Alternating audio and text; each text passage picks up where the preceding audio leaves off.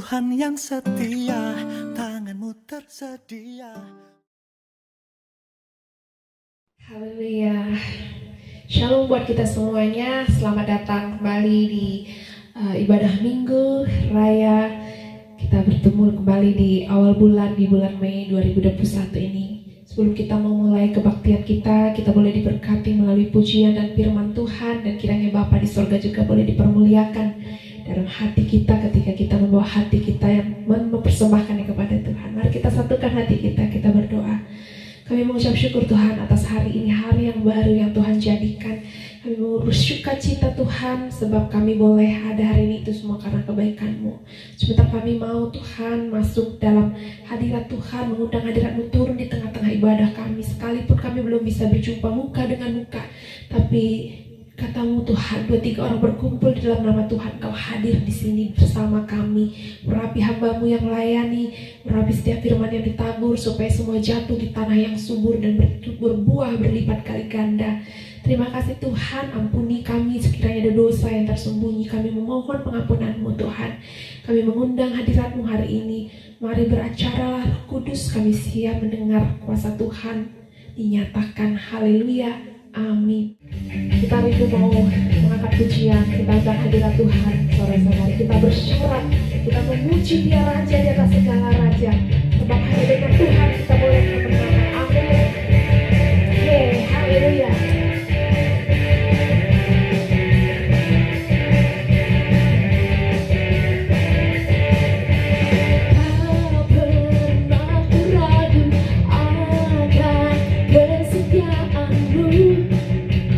Pegang hidupku,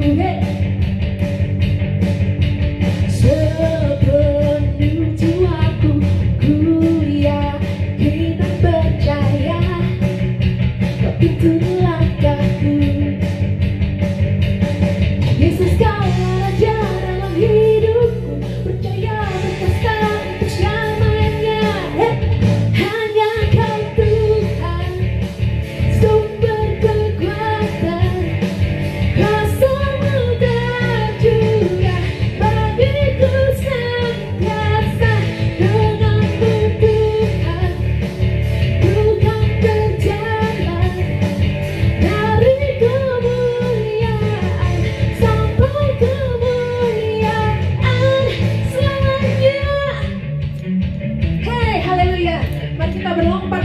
Kita berada untuk Tuhan.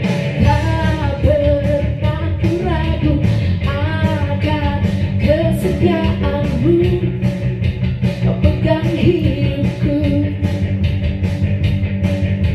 sepenuh jiwaku, ku yakin dan percaya, Kau pimpin langkahku. Haleluya.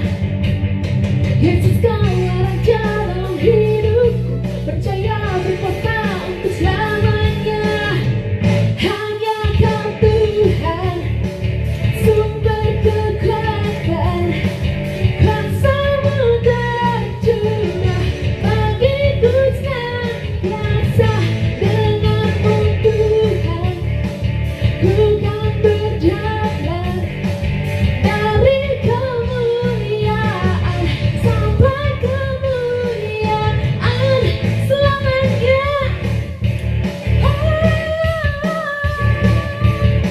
Yes, haleluya. Mari kita menaruh ke Tuhan.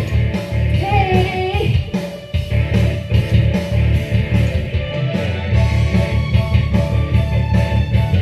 Hey, hey, hey, hey, hey.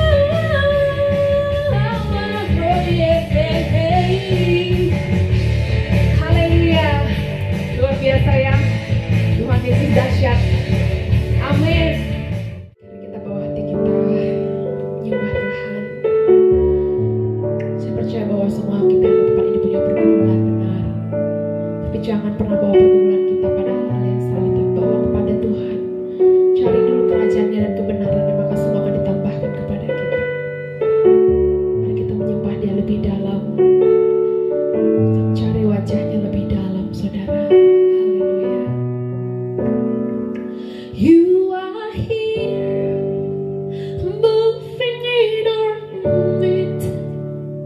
I worship you, I worship you.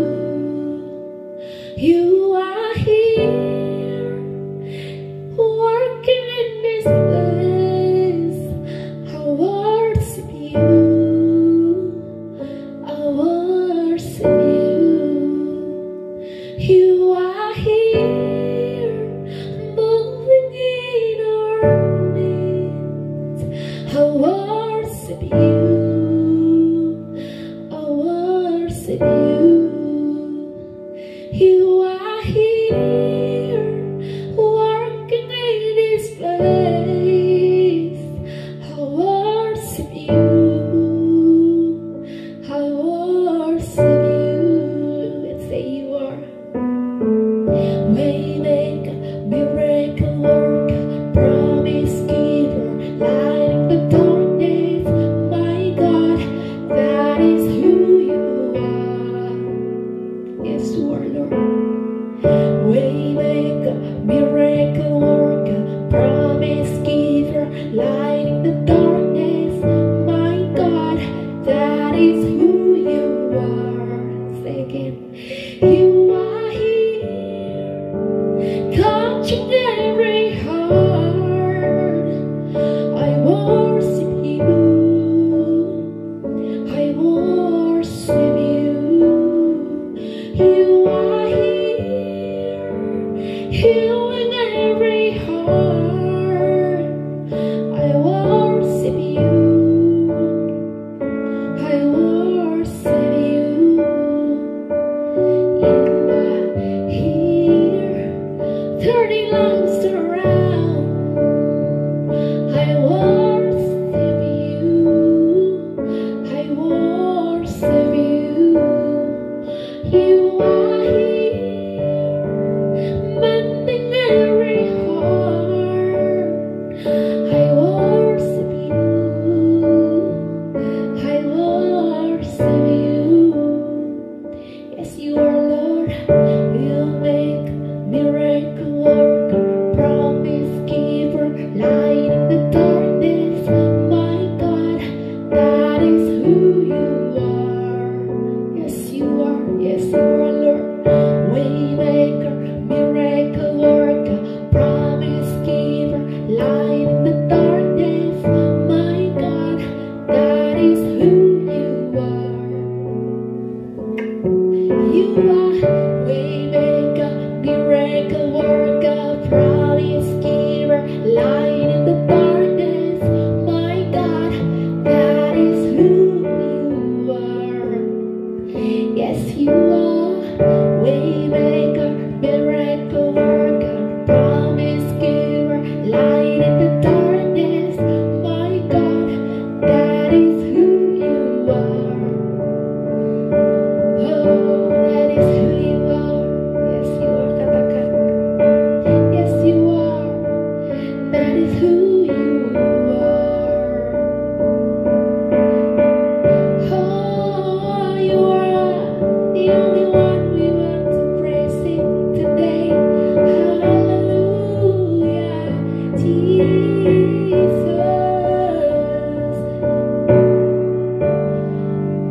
Miracle worker,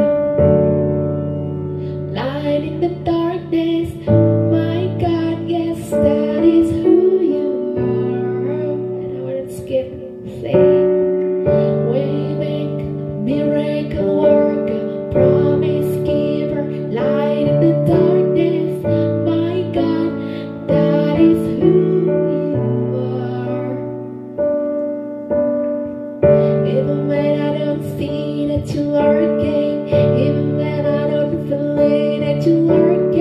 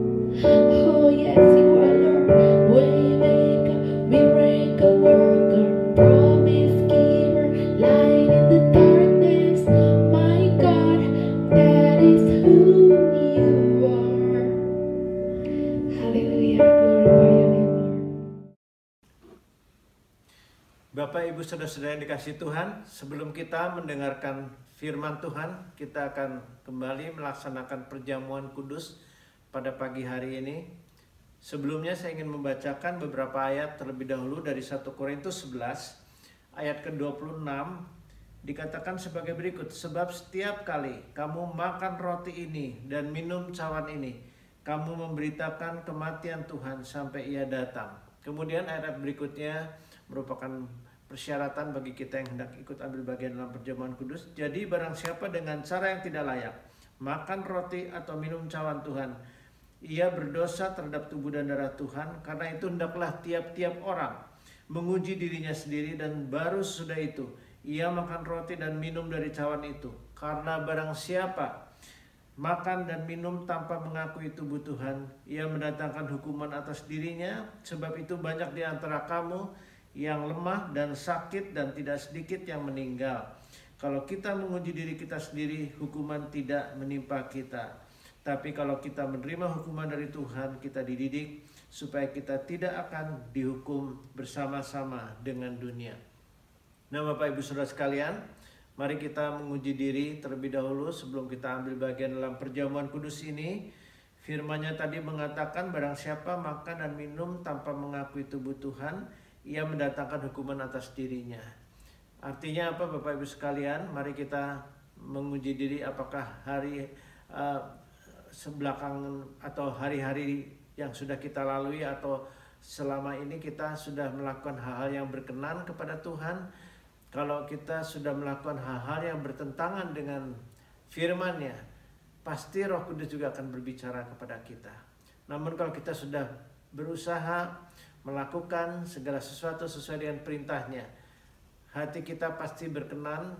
Roh Kudus akan pasti memenuhi hati kita, dan juga pasti damai sejahtera-Nya yang melampaui segala akal itu boleh memenuhi hati kita. Jadi mari kita menguji diri kita sendiri. Kalau Bapak Ibu Saudara sekalian sudah dibaptis sebagai tanda bahwa Bapak Ibu sudah menjadi pengikut Tuhan, mari kita lakukan perjamuan kudus ini dengan sungguh-sungguh, dan supaya kita juga boleh berkenan melakukannya. Mari kita berdoa terlebih dahulu sebelum kita sebentar melaksanakan perjamuan kudus ini.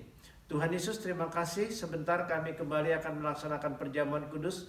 Engkau kuduskan roti yang hendak kami makan, anggur yang hendak kami minum. Ketika nanti kami memakan dan meminumnya, kami percaya dan mengerti bahwa Engkau sudah pernah mati sekali untuk selama-lamanya di atas kayu salib untuk menebus kami manusia yang berdosa ini. Dan kami bersyukur kalau kami boleh menerima Tuhan sebagai juru selamat pribadi kami. Hidup kami sudah diubah dari manusia lama menjadi manusia baru. Itu semua karena anugerah-Mu Tuhan. Mari Engkau yang kiranya boleh memberkati setiap kami yang hendak ambil bagian dalam perjamuan kudus ini. Mari Tuhan, kami mau menyerahkan waktu ini ke dalam tangan Tuhan. Dalam nama-Mu kami sudah berdoa. Haleluya. Amin. Mari kita mengambil roti, Bapak Ibu Saudara sekalian. Mari kita mengangkat tinggi-tinggi roti ini. Kita melakukan sesuai dengan apa yang tertulis dalam kebenaran firman-Nya. Tuhan Yesus pada malam waktu Ia diserahkan mengambil roti, dan sesudah itu Ia mengucap syukur atasnya. Ia memecah-mecahkannya dan berkata, inilah tubuhku yang diserahkan bagi kamu. Perbuatlah ini menjadi peringatan akan aku. Saudara-saudara, bukankah roti yang sudah dipecah-pecahkan ini adalah persekutuan dengan tubuh Kristus? Amin. Mari kita makan bersama dalam nama Tuhan Yesus.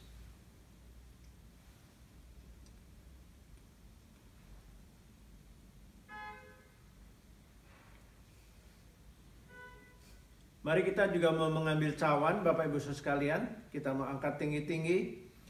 Demikian juga yang mengambil cawan sudah makan lalu berkata, cawan ini adalah perjanjian baru yang dimeteraikan oleh darahku. Perbuatlah ini setiap kali kamu meminumnya menjadi peringatan akan aku. Saudara-saudara, bukankah cawan pengucapan syukur yang kita ucapkan syukur ini adalah persekutuan dengan darah Kristus? Amin. Mari kita minum bersama dalam nama Tuhan Yesus. Mari kita berdoa. Tuhan Yesus, terima kasih untuk perjamuan kudus yang boleh kami laksanakan pada hari ini. Kami mengucap syukur bahwa Engkau sudah pernah mati untuk kami manusia yang berdosa ini, sehingga ketika kami menerima Engkau dalam hati kami boleh diubah menjadi manusia baru. Terima kasih Tuhan, karena kasih karunia-Mu kami boleh menjadi manusia baru yang terus-menerus diperbaharui menurut rencana dan kehendak Tuhan. Kami tahu Tuhan kasih-Mu begitu besar, kasih yang rela berkorban. Dan kami pada kesempatan hari ini kami diingatkan kembali akan pengorbanan-Mu di atas kayu salib. Ketika Engkau mati bagi kami juga diingatkan bahwa darah-Mu sudah menyucikan kami. Darah-Mu, bahkan kuasa darah-Mu boleh menyembuhkan segala sakit penyakit kami. Bahkan darah-Mu juga boleh membebaskan kami dari berbagai macam persoalan. Kami bersyukur Tuhan, karena ketika Engkau mati pada hari yang ketiga Engkau bangkit untuk menyatakan kemenangan-Mu atas maut. Dan kami juga percaya bahwa maut adalah musuh terakhir kami. Dan tidak ada persoalan yang terlalu besar yang tidak bisa diselesaikan oleh Engkau. Karena di dalam Engkau selalu ada Tuhan jalan keluar. Terima kasih. Engkau memberkati setiap kami yang sudah ikut ambil bagian dalam perjamuan kudus ini. Seperti Engkau sudah menang, jadikan kami juga pemenang di akhir zaman ini. Terima kasih Tuhan atas anugerah-Mu yang begitu besar. Sebentar kami akan merenungkan firman-Mu. Berikan kami hati dan telinga secara rohani yang boleh menangkap, menerima kebenaran firman-Mu dalam hati kami. Dan kami juga siap untuk melakukannya. Terpujilah Engkau Tuhan yang baik, di dalam nama-Mu kami sudah berdoa. Haleluya. Amin. Shalom saudara, apa kabar? Saya bersyukur kalau saat ini kita masih bisa berkumpul kembali.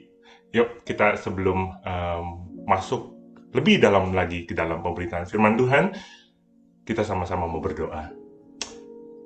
Haleluya Tuhan Yesus, Allah Bapa kami yang bertata di kerajaan surga, kami bersyukur sekali Tuhan kalau saat ini Tuhan kami boleh berkumpul kembali Tuhan, walaupun masih dalam situasi pandemi, masih dalam online, tapi itu tidak mengurangi Tuhan kuasa-Mu, itu tidak mengurangi hadirat-Mu Tuhan ada di tengah-tengah kami Tuhan. Kami berdoa Tuhan, biar Engkau Tuhan yang beracara terus Tuhan dalam kehidupan kami lewat ibadah ini Tuhan.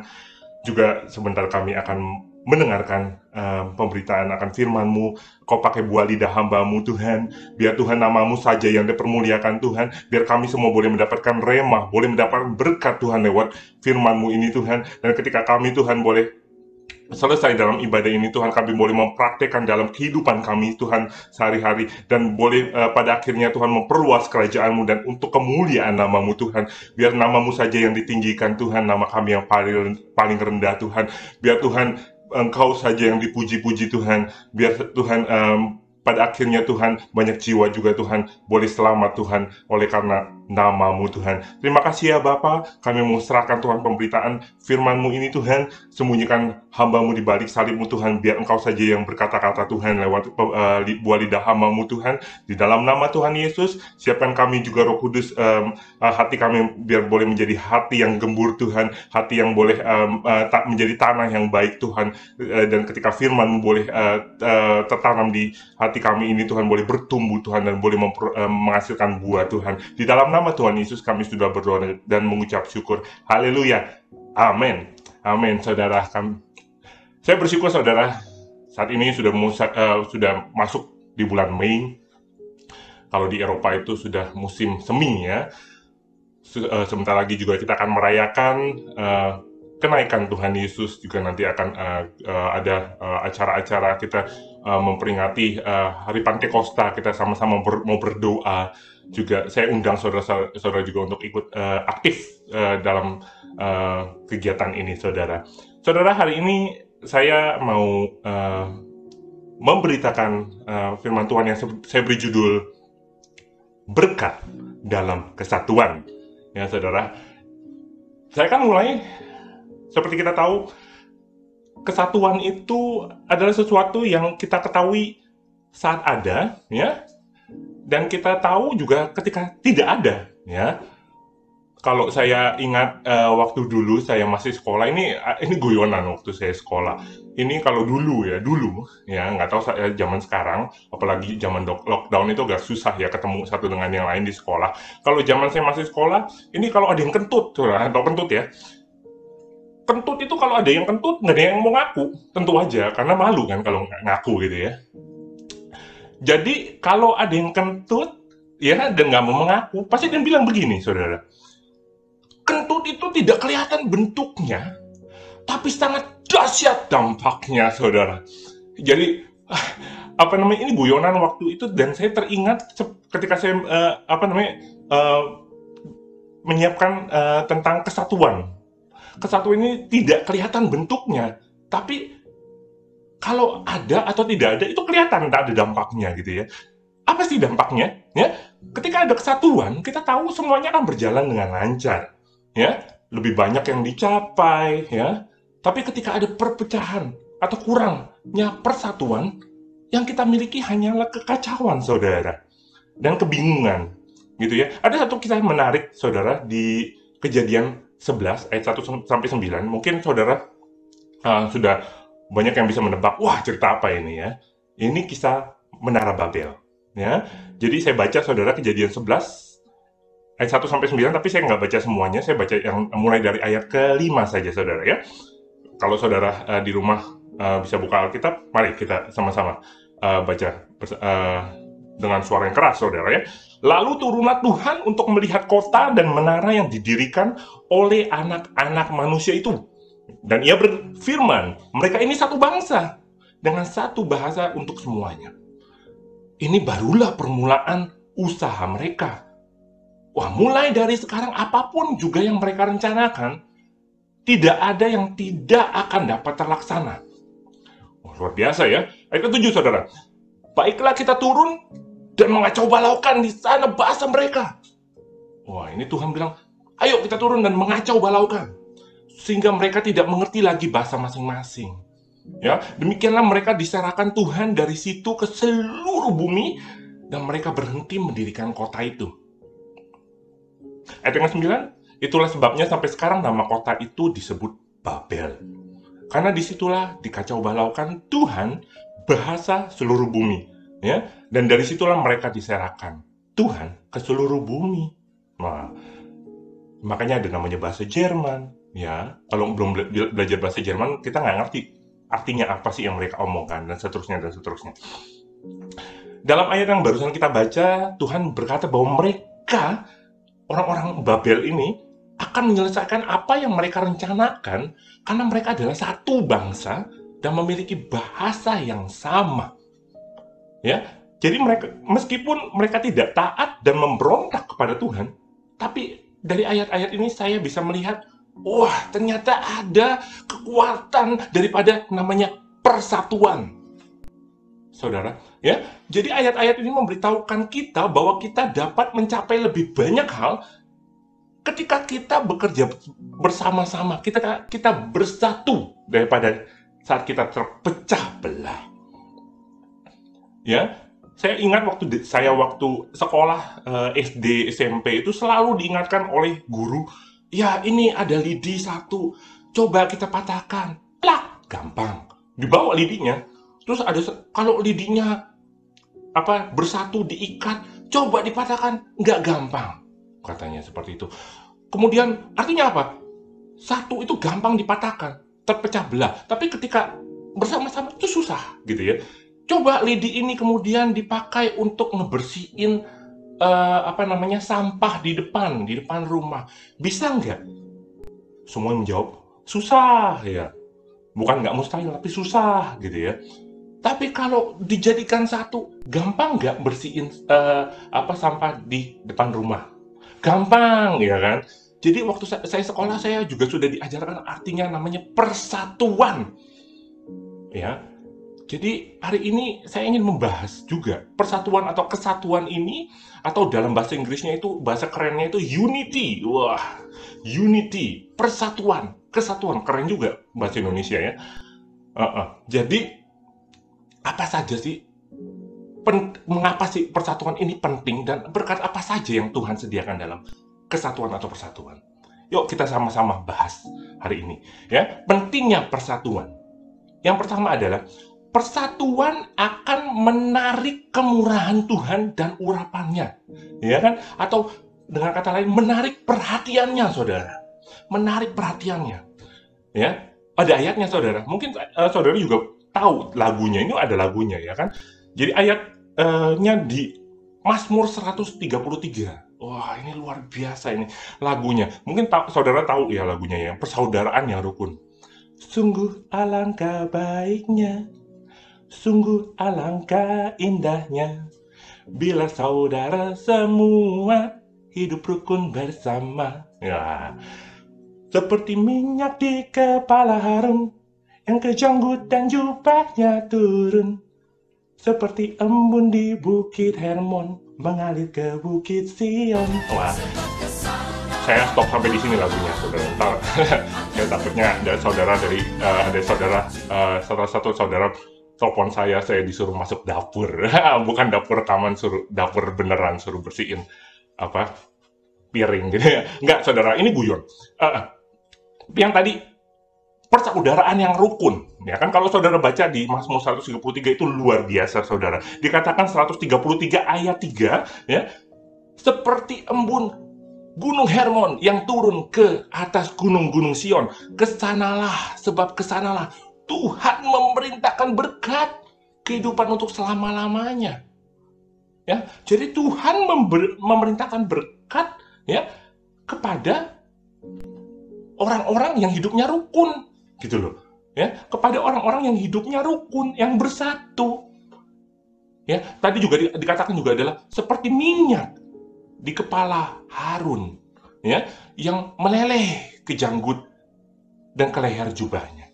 Luar biasa, saudara. Seperti kita tahu juga, minyak itu juga simbol dari urapan Roh Kudus. Jadi saya percaya, saudara, di mana ada kesatuan, dan kesatuan itu akan membawa kehadiran daripada Roh Kudus itu sendiri. Dan dia akan turut bekerja. Ya, dikatakan Tuhan akan memberitakan berkatnya dicurahkan di mana ada kesatuan, saudara. Jadi ini sangat penting ya. Apalagi coba kita sebentar lagi akan merayakan hari Pentakosta, hari pencurahan Roh Kudus, saudara. Jadi saudara, kalau kita lihat di hari pencurahan Roh Kudus, ini orang-orang percaya itu bersatu, berada dalam satu pikiran, kesepakatan untuk mencari kuasanya. Ya, coba kita baca di Kisah Rasul 1, ya, ayat 1 sampai 4. Ya, saudara bisa baca. Saya cuma akan memberikan, saya baca juga deh ayat yang kedua juga, dari mulai ayat yang kedua ya, sampai pada hari ia terangkat. Sebelum itu, ia telah memberi perintahnya oleh Roh Kudus kepada rasul-rasul yang dipilihnya. Kepada mereka ia menunjukkan dirinya setelah penderitaannya selesai. Jadi dia menunjukkan dirinya berkali-kali gitu ya, dari waktu dia dibangkitkan sampai dia sebelum diangkat, ya kan? Dan dengan banyak tanda ia membuktikan bahwa ia hidup, saudara, ia hidup. Berapa kali dia tunjukkan seperti firman-firman yang sebelumnya, minggu-minggu sebelumnya, ya kan, ke murid-murid yang sedang berjalan ke Emmaus dan seterusnya. Dan sebab selama 40 hari ia berulang-ulang menampakkan diri, ya, menampakkan diri pada murid-muridnya. Maria Magdalena menampakkan murid sebelum dengan Thomas dan seterusnya, dan berbicara kepada mereka tentang kerajaan Allah. Pada suatu hari ketika ia makan bersama-sama dengan mereka, ia melarang mereka, saudara, meninggalkan Yerusalem dan menyuruh mereka tinggal di situ menantikan janji Bapa. Yang demikian dengan katanya, telah kamu dengar daripadaku, sebab Yohanes membaptis dengan air, tetapi tidak lama lagi kamu akan dibaptis dengan Roh Kudus. Dan kalau kita baca di ayat-ayat berikutnya, Kisah Para Rasul 2 ayat 1, ketika tiba hari Pentakosta, semua orang percaya berkumpul di satu tempat. Jadi mereka bersatu, berdoa bersama-sama, saudara. Ya, tiba-tiba turunlah dari langit suatu bunyi seperti tiupan angin keras. Wah, bus yang memenuhi seluruh rumah. Kaget ya pasti ya kalau ada angin keras ya, di mana mereka duduk, dan tampaklah kepada mereka lidah-lidah seperti nyala api yang bertebaran dan hinggap kepada mereka masing-masing. Jadi satu persatu itu ada, semuanya ada di sana. Maka penuhlah mereka dengan Roh Kudus, karena mereka ada di satu tempat, mereka bersatu, bersekutu, mencari apa yang telah dijanjikan, menunggu yang telah dijanjikan oleh Tuhan Yesus, yaitu Roh Kudus. Lalu mereka mulai berkata-kata dalam bahasa-bahasa lain seperti yang diberikan oleh Roh itu kepada mereka untuk mengatakannya. Jadi saudara, Tuhan, kalau kita pengen Tuhan memakai kita, dan kalau kita pengen Tuhan memberkati kita, harus ada kesatuan di gereja. Harus ada kesatuan di gereja, dikatakan. Ya, Tuhan tidak bisa memberkati atau tidak mendukung namanya perpecahan, saudara. Dan Tuhan ya tentunya tidak tertarik pada namanya perpecahan. Dia sangat berharap ada kesatuan di antara umatnya. Dikatakan juga di Yohanes 17 ayat 22. Dan aku telah memberikan kepada mereka kemuliaan yang engkau berikan kepadaku supaya mereka menjadi satu. Ya, dikatakan supaya mereka menjadi satu. Jadi ini harapan Tuhan, doa Tuhan, saudara. Sama seperti kita adalah satu. Aku di dalam mereka dan engkau di dalam aku supaya mereka sempurna menjadi satu lagi. Kata-kata satunya ada berapa kali ini kan? Agar dunia tahu bahwa engkau, ini agar dunia tahu, supaya orang tahu bahwa engkau yang telah mengutus aku dan bahwa engkau mengasihi mereka sama seperti engkau mengasihi aku, kata Tuhan. Jadi Tuhan berdoa supaya umatnya ada persatuan. Ya kan? Yang kedua, saudara, kenapa penting gitu ya kesatuan atau persatuan? Kesatuan itu akan membawa kepada produktivitas yang lebih. Kalau saudara baca di Pengkhotbah 4 ayat 9, dikatakan di sana, berdua lebih baik daripada seorang diri, karena mereka menerima upah yang baik dalam jerih payah mereka. Jadi lebih banyak yang bisa kita capai saat kita bekerja sama daripada bekerja sendiri-sendiri. Saudara lihat berapa banyak perusahaan-perusahaan yang hebat itu berdiri atas satu orang. Aduh, saya nggak tahu ya. Kalau saya lihat perusahaan-perusahaan besar itu rata-rata ya pegawainya banyak. Ya kan mereka bisa bersatu mencapai visi misi gitu loh. Ya, bagaimana nanti kalau misalkan saya bekerja di rumah sakit ya, misalkan ada dokter bedah gitu ya, mau bedah, tapi kerjanya sendiri, ambil gunting sendiri, ya kan, apa semua sendiri, ya kan, nantinya susah, saudara. Mungkin operasi yang mungkin operasi yang mestinya cuma 1 jam jadi 4 jam karena dia harus semuanya ambil sendiri, ya kan, gunting sendiri, ambil sendiri, seperti itu, saudara. Kan jadi susah gitu loh. Jadi lebih banyak yang bisa kita capai ya ketika kita bekerja sama, ya. Kalau saudara bisa baca di Lukas 10 ayat 1, dikatakan di sana Yesus mengutus muridnya untuk dia mengutus mereka berdua. Jadi berdua gitu. Jadi nggak sendiri, saudara. Supaya bisa saling menguatkan, bisa saling bekerja sama. Maka saya percaya kalau dalam kerjasama itu ada persatuan dan akan memberikan produktivitas yang lebih, saudara. Ya, bisa sesuatu yang kita capai itu bisa lebih. Dalam gereja kita bersatu, ya, berdoa bersama. Ya, saya misalkan nggak bisa, dalam ibadah gitu ya, main musik sendiri, khotbah sendiri, yang dengerin sendiri kan nggak enak, saudara ya. Bekerja sama, ada yang bisa khotbah. Ya kalau puji Tuhan ada yang bisa main musik ya baik, diserahkan kepada yang bisa main musik gitu kan. Yang khotbah juga ada. Jadi bekerja sama, saudara, daripada bekerja sendiri-sendiri. Mungkin kalau belum ada penanaman ya nggak apa-apa sendiri gitu loh. Saya ingat dulu cerita ya, ada seorang hamba Tuhan yang melayani itu semuanya sendiri karena belum ada orang. Tapi ketika sudah mulai besar, dia mengkaderisasi, mengajak orang-orang itu untuk melayani Tuhan. Akhirnya jadi lebih besar, ya. Jadi lebih banyak yang bisa kita capai, membawa produktivitas yang lebih, ya kan? Terus yang ketiga, saudara, pentingnya persatuan itu apa? Atau kesatuan itu apa? Kesatuan akan membawa kepada kesinambungan, ya kan? Kalau bahasa Inggrisnya itu sustainability. Sustainability, adanya kesinambungan. Seperti katakan juga, sebuah rumah yang terbagi tidak akan bertahan, ya. Rumah terbagi-bagi temboknya, ya nggak akan bertahan. Hal yang sama yang berlaku untuk gereja. Jika sebuah gereja terpecah, ini tidak akan mencapai apa yang seharusnya dicapai. Tidak akan menjadikan tidak akan mencapai goal atau tujuan yang Tuhan inginkan. Ya, sebuah gereja yang terpecah pada akhirnya akan apa? Ya, bubar jalan. Itu akan menghancurkan dirinya sendiri, saudara. Loh, kok bisa begitu ya? Orang setan aja tahu kok. Coba kita baca di Lukas 11 ayat 17 sampai 18 ya. Tapi Yesus mengetahui pikiran mereka lalu berkata, setiap kerajaan yang terpecah-pecah, wah, ini udah ngomong kerajaan yang terpecah-pecah, pasti binasa, dikatakan pasti binasa, saudara. Ini bukan kerajaan aja yang kita dibahas ya oleh Tuhan waktu itu. Dan setiap rumah tangga yang terpecah-pecah pasti runtuh. Ya kan? Ya mungkin waktu itu juga pernah dikatakan pernah saudara sering mendengar juga, bersatu kita teguh, bercerai kita runtuh. Ya, ada guyonan juga, bercerai kawin lagi. Salah, bercerai kita runtuh, gitu loh.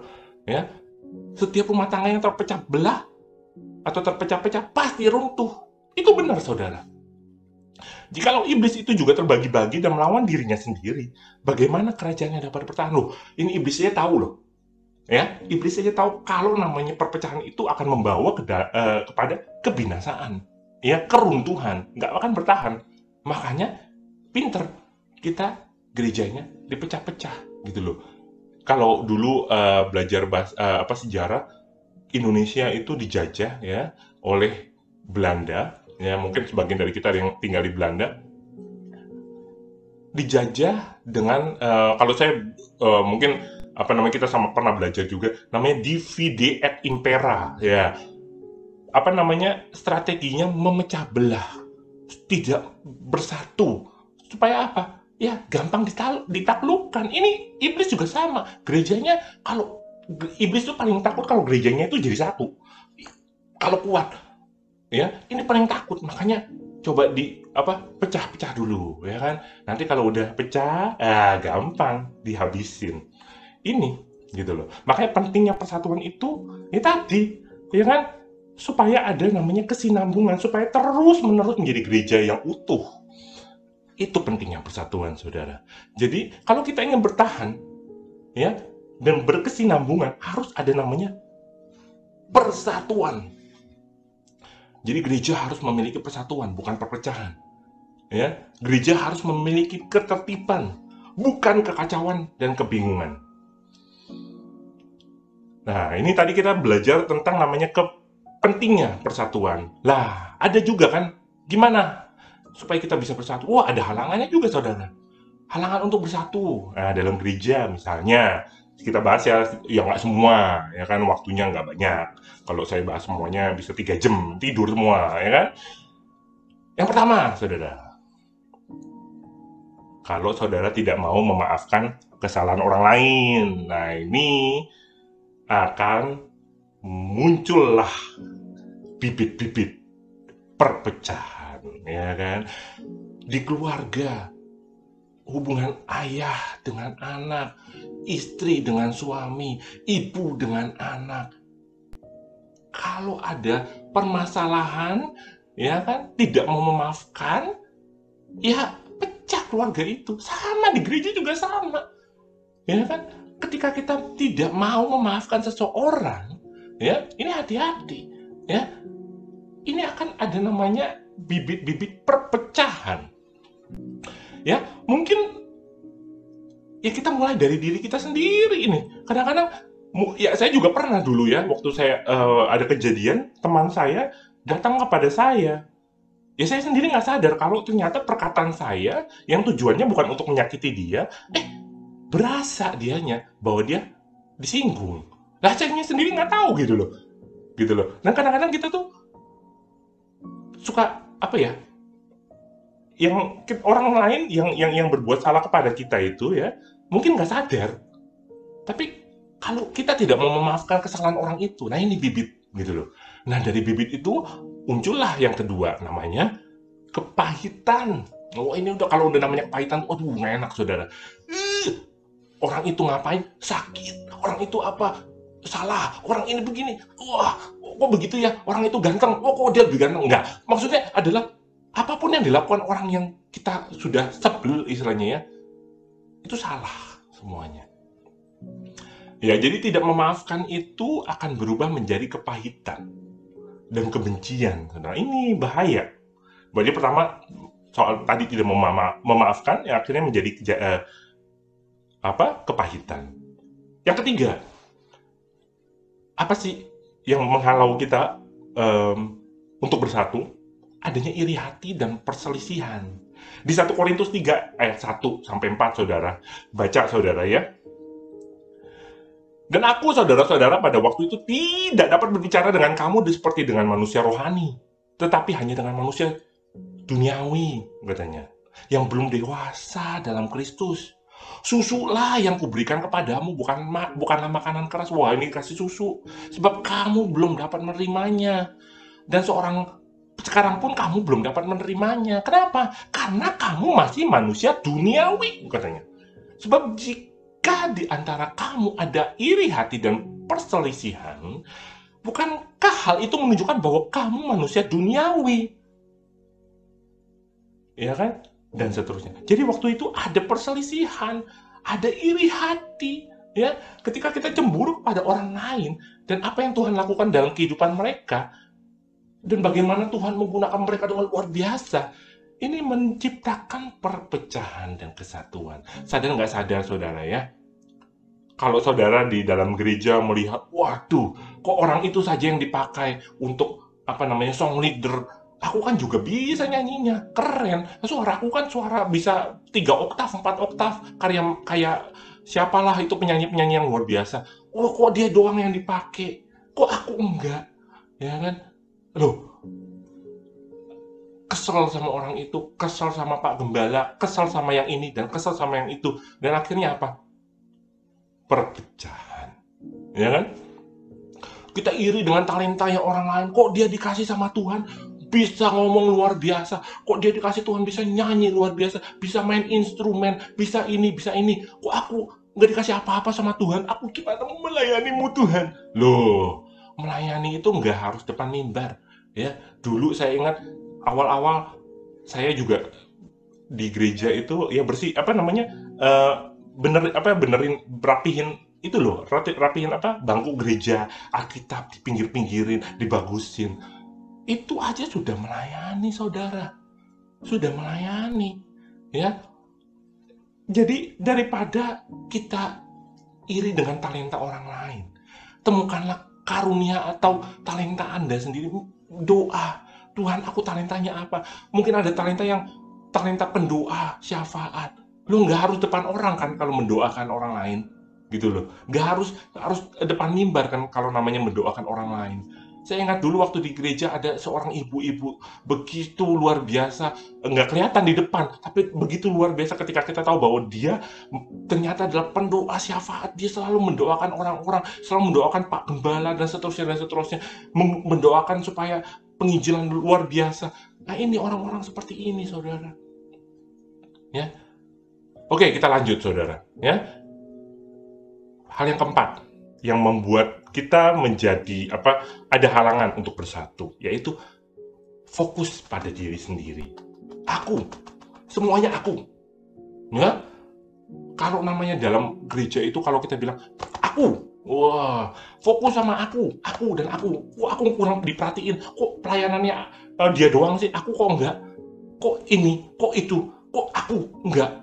Jadi aku dan aku terus. Ya, kalau fokusnya adalah aku dan aku, ini persatuan akan hilang. Dikatakan di Filipi 2 ayat 1-4. Jadi karena dalam Kristus ada nasihat, ada penghiburan kasih, ada persekutuan roh, ada kasih mesra dan belas kasihan. Karena itu sempurnakanlah sukacitaku dengan ini. Wah, sempurnakan sukacitaku dengan ini. Hendaklah kamu sehati sepikir, dalam satu kasih, satu jiwa, satu tujuan, dengan tidak mencari kepentingan diri sendiri atau puji-pujian yang sia-sia.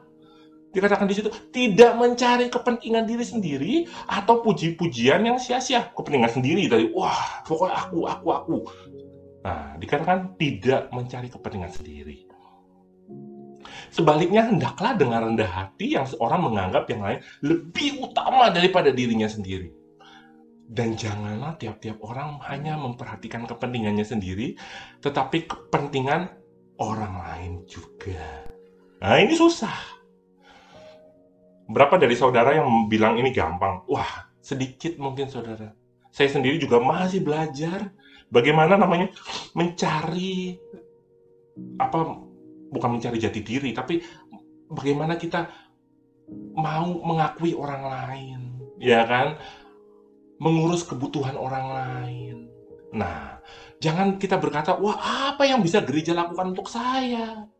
Tidak, tapi coba kita berpikir apa yang kita bisa lakukan untuk orang lain, untuk orang gereja, untuk di gerejanya membantu. Tuhan akan memberikan kemurahannya, saudara, pada gereja ketika ada persatuan.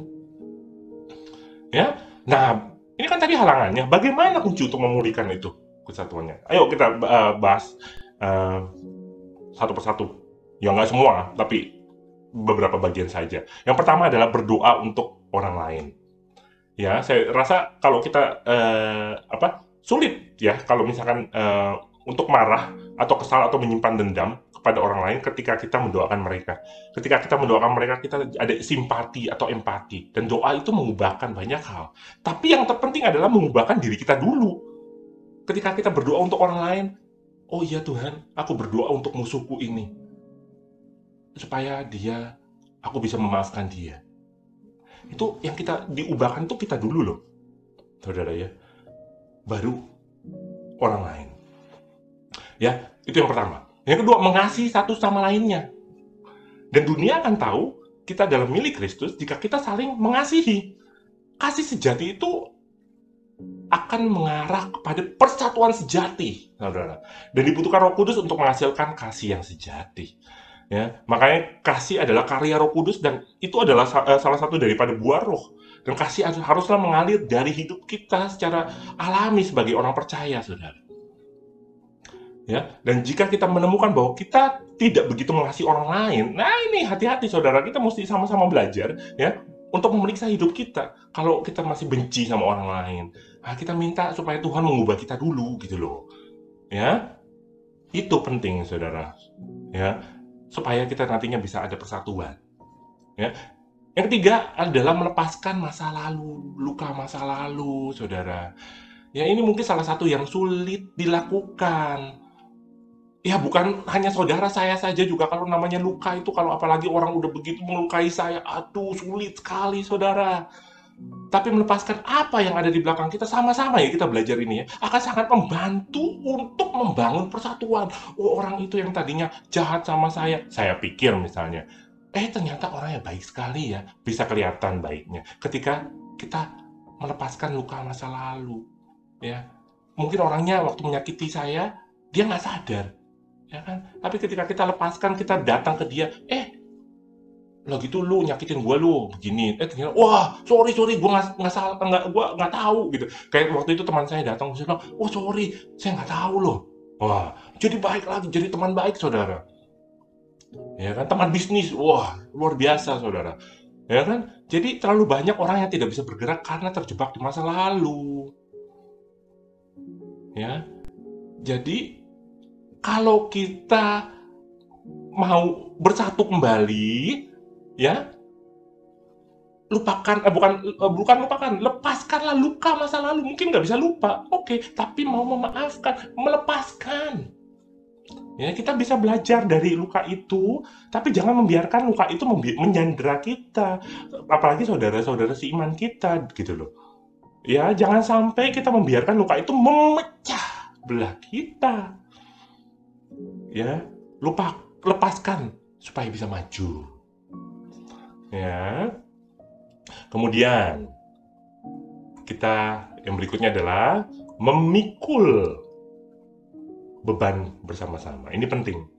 Gereja harus menjadi tempat ketika kita saling membantu sama lain, satu dengan lainnya. Kita harus bersukacita dengan orang yang bersukacita dan menangis dengan orang yang menangis. Di mana itu ayatnya, saudara?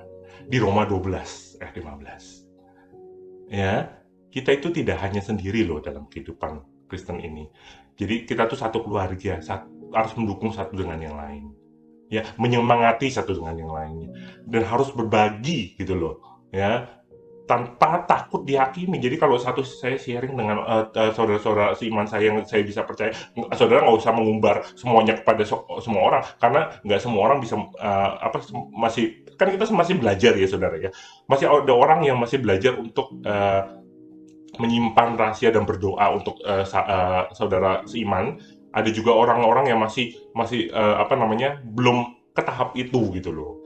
Jadi mungkin, tapi biarlah kita sama-sama belajar, kita bisa menjadi orang-orang yang mau berbagi dan mau bisa dibagikan tanpa takut dihakimi. Jadi kita harus bisa, misalkan saya berbagi dengan orang yang saya percayakan, kepada gembala, kepada siapa gitu kan, tanpa takut dihakimi. Wah, si Indra ini orangnya kok gitu ya. Kalau saya ketika sharing masalah saya dihakimi, ya saya juga lama-lama gak mau saya sama orang-orang ini nih, gitu loh. Janganlah seperti itu. Kita menjadi orang yang bisa dipercaya, bisa menyemangati satu dengan yang lain, bukan malah menjatuhkan. Ya, sama-sama belajar saudara. Ya, jadi saudara-saudari kita dalam Kristus itu harus bisa mengandalkan kita. Itu yang penting saudara. Memikul beban bersama-sama supaya kita menjadi bisa bersatu. Itu tadi saudara, ya, beberapa hal di mana kita bisa belajar untuk bisa bersatu, ya, supaya kita nantinya itu jadi kunci untuk memulihkan kesatuan kita, saudara ya. Jadi sebagai penutup, izinkan saya membagikan sebuah cerita, saudara. Jadi beberapa abad yang lalu di Tiongkok kuno itu orang-orang di sana ingin mengamankan perbatasannya dari penjajah utara, Mongol, ya. Jadi mereka membangun tembok besar, tembok besar Cina untuk melindungi perbatasannya. Dan kalau sekarang ini tembok itu dibangun beberapa generasi dinasti dan seterusnya ya. Jadi kalau sekarang itu, kalau Anda Google itu panjangnya itu sekitar 21.198,18 km. Waduh, panjangnya luar biasa. Bisa kelihatan dari bulan katanya. Ya, saya belum pernah ke bulan, tapi mudah-mudahan satu saat siapa tahu saya diajak ya kan oleh saudara sekalian, kita ke bulan untuk melihat, ya kan. Panjangnya, wah, luar biasa. Tingginya 7,8 meter rata-rata. Ada yang lebih tinggi, ada yang lebih rendah, tapi rata-rata 7,8 meter. 4-5 meter itu lebarnya. Jadi, wah, lebar, tebel gitu ya. Jadi temboknya ini tinggi, jadi terlalu tinggi untuk dinaiki musuh, tapi terlalu tebal untuk dirobohkan, ya, dan terlalu panjang untuk berputar-putar. Jadi kerajaan atau waktu itu tentara-tentara di sana, raja di sana gitu ya, itu mereka, atau kaisar kalau di sana itu ya, mereka juga menempatkan tentara di tempat yang berbeda, pos-pos tertentu gitu ya, yang strategis, ya. Jadi tembok ini dibangun cukup lebar di bagian atas untuk kereta berpatroli, saudara, gede, lebar. Jika mereka mendengar tentang serangan di satu tempat, di lokasi yang jauh, pakai sangkakala atau pakai trompet atau apapun, mereka bisa, atau dengan sinyal api gitu ya, mereka bisa dengan mudah menjangkau daerah tersebut untuk menghalau musuh. Jadi makanya dibangun lebar. Ya, mereka berada di tempat yang tinggi untuk memberikan keunggulan atas musuh-musuh mereka, bisa melihat gitu loh. Ada musuh, siap. Ya, jadi mereka bisa cukup tahu untuk melindungi perbatasan mereka dari musuh. Loh, tapi dalam 100 tahun pertama tembok besar ini, negara itu diserang berapa kali dan jatuh. Misalnya serangan dari Kaisar Mongol ya, terkenal Genghis Khan. Ini Genghis Khan terkenal. Gimana sih caranya? Kok tembok yang udah begitu luar biasa bisa jatuh juga? Mereka nggak ngerobohin temboknya, saudara. Mereka itu nyuap penjaga gerbang dan memasuki daratan tanpa terdeteksi. Jadi kesimpulannya adalah ketika kita mengurangi pentingnya persatuan dalam tubuh Kristus, kita beresiko juga diserang oleh musuh, saudara. Dan Tuhan telah memanggil kita dalam persekutuan ilahi, dan persekutuan itu adalah salah satu alat yang paling kuat untuk bersaksi kepada dunia yang hilang dan sekarat. Kalau gerejanya nggak bersatu, ya pecah masing-masing. ya akan gampang. Gimana kita bisa bersaksi untuk orang lain kalau kita sendiri terpecah belah? Ya. Jadi kalau kita tidak melindungi persatuan ini, musuh akan menyerang. Ya, musuh kita itu iblis, menyebabkan kita tidak efektif untuk memperluas kerajaan Allah. Jadi setiap orang, setiap kita memiliki peran untuk melindungi persatuan gereja, saudara. Jadi ini usaha untuk persatuan ini itu usaha dari semua orang, setiap orang. Ya. Jadi hari ini adalah saya berdoa supaya kita tetap menjadi satu, bahwa Tuhan tetap menjadikan kita satu. Ya. Apapun masalah yang kita hadapi, miliki satu dengan lainnya, bisa ditangani dengan baik, bisa diselesaikan, sehingga kita bisa nanti siap sedia, maju, dan makin teguh dalam memenuhi panggilan Tuhan untuk memberitakan Injil kepada orang-orang yang belum mengenal Tuhan. Itu saja, saudara, yang mau saya sampaikan saat ini. Mari kita sama-sama bersatu dalam doa. Terima kasih ya Bapak, untuk saat ini kami berdoa Tuhan, agar kami tetap menjadi satu Tuhan, seperti Engkau satu. Biar nama-Mu saja dipermuliakan Tuhan. Apapun yang menghalau Tuhan kami untuk bersatu Tuhan, Kau patahkan di dalam nama Tuhan Yesus. Kalau kami mempunyai kepahitan Tuhan, tidak bisa memaafkan satu dengan yang lainnya, Kau ampuni kami Tuhan.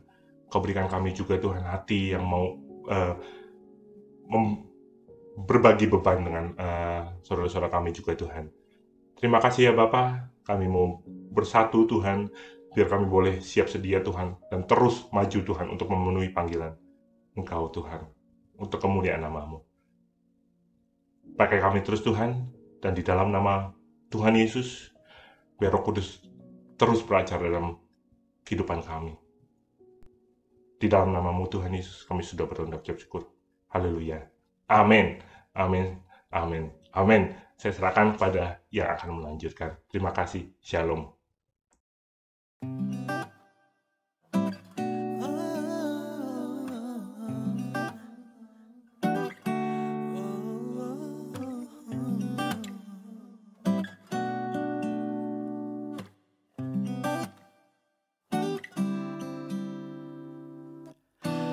Tuhan yang setia, tanganmu tersedia, memegangku melintasi gelap dunia.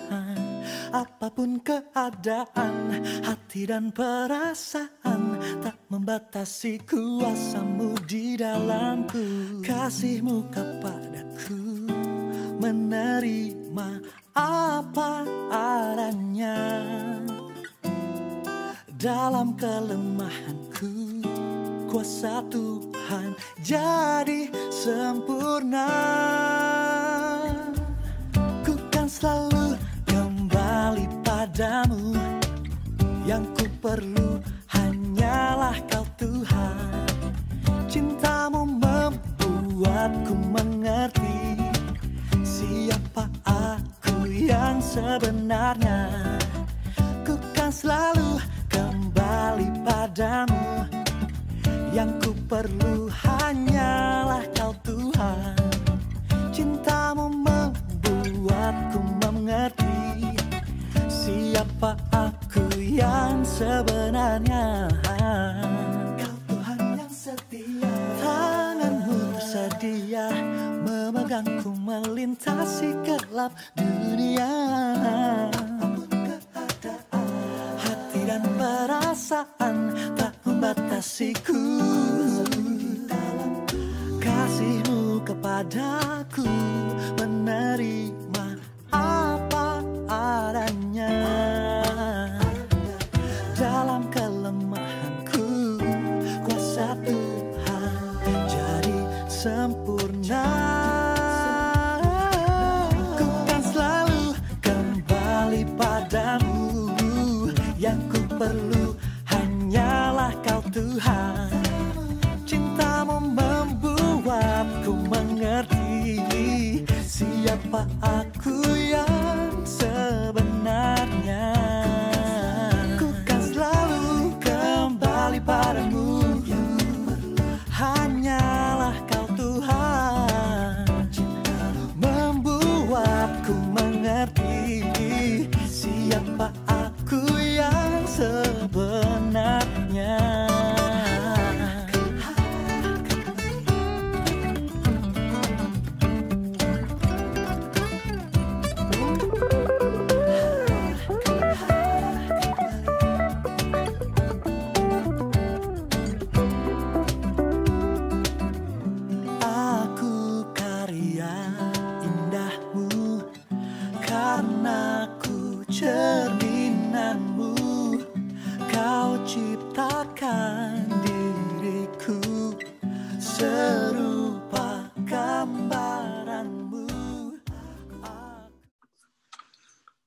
Mari Bapak, Ibu-ibu dan saudara-saudara yang dikasihi Tuhan, kita mau menutup ibadah kita pada siang hari ini.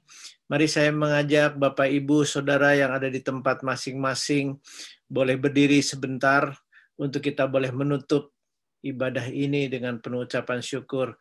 Tuhan, terima kasih kalau kami boleh diberi kesempatan lagi beribadah pada hari ini, mengucap syukur untuk anugerah-Mu. Kami boleh memuji, menyembah Tuhan di dalam roh dan kebenaran. Kiranya Engkau boleh memberkati para pemimpin pujian, para tim form dari Nunbek yang sudah boleh memberkati kami melalui pujian penyembahan. Kami juga bersyukur untuk pemberitaan firman Tuhan yang sudah disampaikan oleh Bapak PDP Indra Yohanes yang sudah boleh menyampaikan berkat-berkat bagi kami semua. Kami tahu Tuhan betapa pentingnya kami hidup dalam persatuan, dalam kesatuan. Kami tahu Tuhan ada begitu banyak berkat di dalam kesatuan. Tuhan, kami kiranya boleh melihat bahwa kalau kami mau bersatu, dunia bisa tahu bahwa Tuhan mengasihi kami dan kami juga mengasihi Engkau.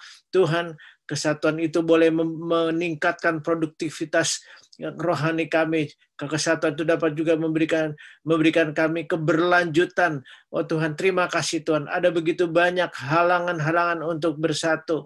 Namun kami mau fokus hanya kepada Tuhan. Sama seperti Engkau dan Bapa adalah satu. Biarlah kami juga boleh menjadi umat-Mu yang boleh selalu bersatu Tuhan. Kami boleh melihat bahwa untuk mewujudkan kesatuan ini, biarlah kami semua Tuhan boleh selalu saling mengasihi satu dengan yang lain. Kami boleh melepaskan segala luka masa lalu. Kami juga boleh berdoa bagi orang-orang saudara-saudara seiman kami Tuhan. Kami boleh saling memikul beban bersama supaya kesatuan itu boleh terwujud dalam hidup kami. Terima kasih Tuhan. Berkati Bapak PDP Indra Yohanes yang sudah menyampaikan firman-Mu supaya Engkau memberkati hamba-Mu ini beserta sisi keluarganya. Mari Tuhan, kami juga berdoa untuk seluruh jemaat-Mu yang sudah boleh menerima kebenaran firman-Mu. Supaya kami boleh menjadi orang-orang yang bukan hanya mendengar, tapi kami juga siap untuk melakukan firman-Mu Tuhan. Kami percaya Engkau Tuhan yang baik, boleh memberkati kami semua. Terima kasih Tuhan. Kami sebelum kami menutup, kami juga ingat untuk berdoa untuk bangsa dan negara kami Indonesia Tuhan. Engkau berkati bangsa kami, dalam khususnya untuk pemerintah daerah dan masyarakat yang diajak untuk waspada, untuk supaya berwaspada dalam mempersiapkan gempa bumi yang bisa terjadi setiap waktu, mengingat Indonesia berada di wilayah cincin api. Engkau jaga, lindungi Tuhan wilayah-wilayah ini, dan Engkau juga memberkati banyak lembaga-lembaga pelayanan ataupun gereja-gereja-Mu yang sedang banyak membantu menyalurkan kasih-Nya untuk membantu daerah-daerah bencana yang masih perlu ditangani. Mari Engkau yang jaga, lindungi bangsa kami yang besar ini Tuhan. Mari Engkau juga lindungi TNI Polri dalam melakukan tugasnya, khususnya di Kabupaten Puncak di Papua, agar mereka boleh selamat, mereka boleh dilindungi Tuhan, mereka boleh sungguh-sungguh dihindarkan dari berbagai mara bahaya. Mari Tuhan, kiranya segera boleh tercipta keamanan di daerah sana Tuhan. Kami mohon pertolongan yang daripada-Mu, menyerahkan Papua ke dalam tangan-Mu. Kami juga mau berdoa untuk bangsa Jerman, bangsa Belanda, tempat di mana kami berada saat ini Tuhan. Kami tinggal, kami bekerja, kami juga ada yang menjalankan tugas belajar di sini. Mari Engkau berkati setiap jemaat-Mu Tuhan, supaya kami boleh menjadi orang-orang yang tidak hanya menumpang di sini, tapi jadikanlah kami berkat bagi bangsa dan negara Jerman, bagi bangsa dan negara Belanda. Engkau memberkati pemimpin Jerman, juga pemimpin di Belanda, supaya Engkau sendiri yang boleh membuka hati mereka, supaya banyak di antara mereka yang boleh kembali kepada Tuhan, mengingat Eropa perlu mengalami kebangunan rohani. Ini menjadi doa kami Tuhan, lawat Eropa dengan kuasa-Mu. Walaupun saat ini kami juga sedang menghadapi lockdown yang diperpanjang Tuhan, mengingat angka COVID yang begitu tinggi. Mari Engkau jaga, lindungi bangsa dan negara Jerman dan Belanda, supaya di negara ini Engkau sendiri yang boleh membungkus kami dengan kuasa darah-Mu, Engkau yang membungkus kami, keluar masuk kami, ya Tuhan, kami mohon penyertaan yang daripadamu. Kami tak lupa berdoa untuk bangsa dan negara India, Tuhan, yang begitu banyak yang terkena COVID ini karena yang sudah bahkan banyak yang meninggal di sana Tuhan. Kami mohon lawatan Tuhan, walaupun negara India ini sudah boleh memproduksi vaksin, namun mereka kekurangan saat ini Tuhan. Mari Engkau jaga, Engkau berikan kepada gereja-gereja-Mu, orang-orang percaya juga di India, supaya mereka tetap boleh menjadi berkat, menjadi penolong, ya Tuhan, untuk negara yang begitu besar ini, supaya mereka boleh diselamatkan. Inilah doa-doa kami Tuhan, mengucap syukur untuk perjalanan kami masuki bulan yang baru di bulan Mei ini. Engkau sertai dari awal hingga akhir bulan ini, supaya kami boleh disertai Tuhan dalam menjalankan tugas sehari-hari, dalam menjalankan kegiatan dalam keluarga ataupun dalam kehidupan setiap pribadi Tuhan. Engkau menyertai kami semua. Terima kasih ya Tuhan. Sebentar kami akan meninggalkan ruang online ini. Kiranya Tuhan juga boleh memberkati kami semua, dan kiranya Engkau sendiri yang boleh menyertai sepanjang minggu ini dalam setiap kegiatan-kegiatan kami, khususnya dalam Hope yang ada di kota-kota, Hope Global, untuk Komsel Perak, Komsel Perkasa, dan juga setiap pertemuan-pertemuan yang ada di kota-kota, supaya semua boleh mendatangkan berkat bagi seluruh jemaat-Mu. Terima kasih Tuhan. Kami mengucap syukur. Mari Bapak Ibu Saudara sekalian, kita mau mengarahkan hati kita, mengedahkan tangan kita untuk menerima berkat. Tuhan memberkati dan melindungi Bapak Ibu Saudara sekalian. Tuhan menyinari Bapak Ibu Saudara sekalian dengan wajah-Nya dan memberikan kasih karunia. Tuhan menghadapkan wajah-Nya kepada Bapak Ibu Saudara sekalian dan memberikan damai sejahtera. Karena kasih karunialah Bapa, damai sejahtera yang daripada Tuhan Yesus Kristus, persekutuan dalam Roh Kudus menyertai Bapak Ibu Saudara sekalian, mulai dari sajam ini sampai Maranatha, yaitu Tuhan Yesus Kristus datang kembali untuk kedua kali. Haleluya. Amin.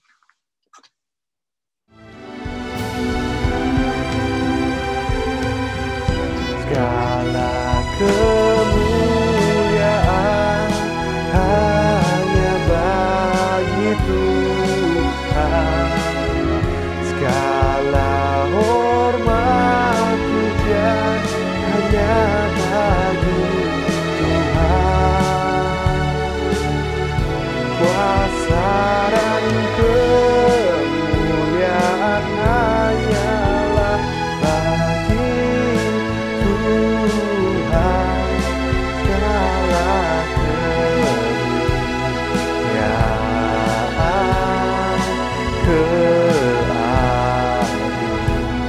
keagungan, kejayaan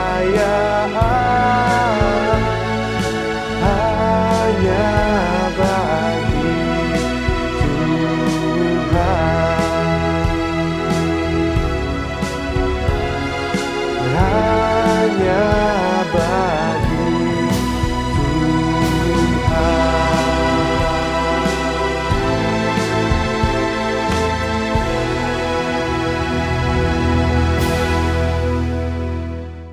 Selamat hari Minggu, Tuhan Yesus memberkati. siapa aku yang sebenarnya.